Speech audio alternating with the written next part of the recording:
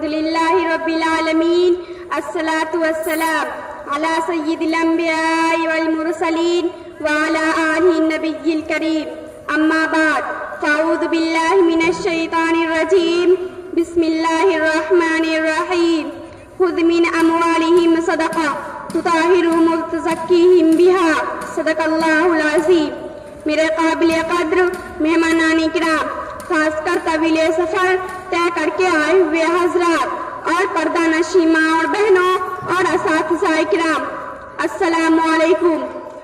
آج میں آپ حضرات کے سامنے راہ خدا میں خرچ کرنے کے موضوع پر کچھ باتیں عرض کرنا چاہتی ہوں۔ جیسا کہ آپ جانتے ہیں کہ اسلام کی بنیادوں میں سے ایک بنیاد ہے زکوٰۃ، جو ہمارے اوپر فرض ہے۔ اللہ نے قرآن کریم میں اکثر مقام پر تقریباً 82 جگہ نماز کے ساتھ ساتھ زکوٰۃ کے بارے میں تذکرہ کیا۔ کیوں؟ اس لیے کہ نماز سے روحانی ضرورتوں کی تکمیل ہوتی ہے اور زکوٰۃ سے مادی ضرورتوں کی تکمیل ہوتی ہے۔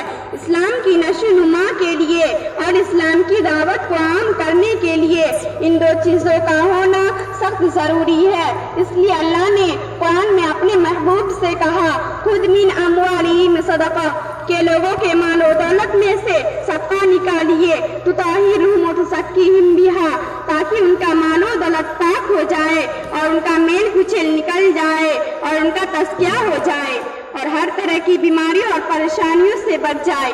جتنا مال اللہ کی راہ میں خرچ کریں گے اتنا ہی میل کچیل اور پریشانیاں ختم ہوگی، اور جتنا ہم مال سے محبت کریں گے اور راہ خدا میں خرچ کرنے سے بھاگیں گے تو کروڑوں سجدوں کے باوجود عرش الہی کے دروازے کو کھٹکھٹانے کے قابل نہیں ہو سکتے۔